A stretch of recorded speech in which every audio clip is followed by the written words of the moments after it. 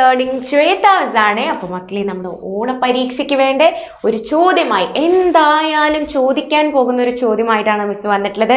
എന്താണെന്നല്ലേ, അതേ നമ്മുടെ ടെൻസും വൺസും കൂടുന്ന ഒരു ചോദ്യം, അതായത് ടെൻസിൻ്റെയും വൺസിൻ്റെയും ഒരു ചോദ്യം എന്തായാലും നമുക്ക് പരീക്ഷയ്ക്ക് വരും. അതായത് 10ൻ്റെയും 1ൻ്റെയും സ്ഥാനവില അറിയുമോ എന്ന് നമുക്ക് ചെക്ക് ചെയ്യാൻ വേണ്ടിയിട്ടുള്ള ഒരു ചോദ്യമായിരിക്കും അത്.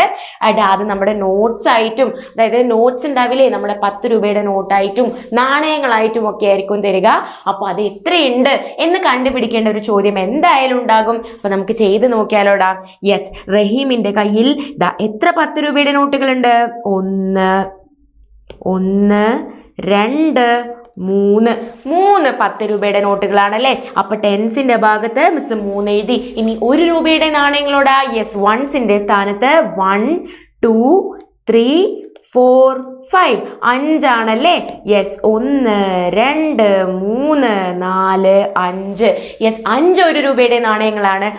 10ന്റെ സ്ഥാനത്ത് യെസ് 3ഉം 1ന്റെ സ്ഥാനത്തുള്ള 5ഉം. അപ്പൊ 35ആണല്ലേ ആകെ തുക എന്ന് പറയുന്നത് 35ആണ്. ഇനി അതുപോലെ മിനിയുടെ കയ്യിൽ എത്രയുണ്ട് നോക്കിയാലോ. യെസ്, 1 2 10 രൂപയുടെ നോട്ടുകളാണ്. അപ്പോൾ ടെൻസിന്റെ സ്ഥാനത്തിട 2 ആണ്, 2 ആണ്. ഇനി 1 രൂപയുടെ നാണയങ്ങളോ. 1 2 3 1 രൂപയുടെ നാണയങ്ങളാണല്ലേ. യെസ്, അത് മിസ് എന്ത് എഴുതിയടാ? 3 എഴുതി. അപ്പൊ ആകെ നമുക്ക് 23 ആണല്ലേ. ഇനി നമ്മളോട് ചോദിച്ചത് എന്താണെന്നറിയോ, ഈ ടോട്ടൽ എത്ര പൈസ ഉണ്ട് റഹീമിന്റെയും മിനിയുടെയും കയ്യിൽ, ആകെ എത്ര തുകയുണ്ട് എന്നാണ് ചോദിച്ചിട്ടുള്ളത്. അത് നമ്മൾ എന്ത് ചെയ്യണം?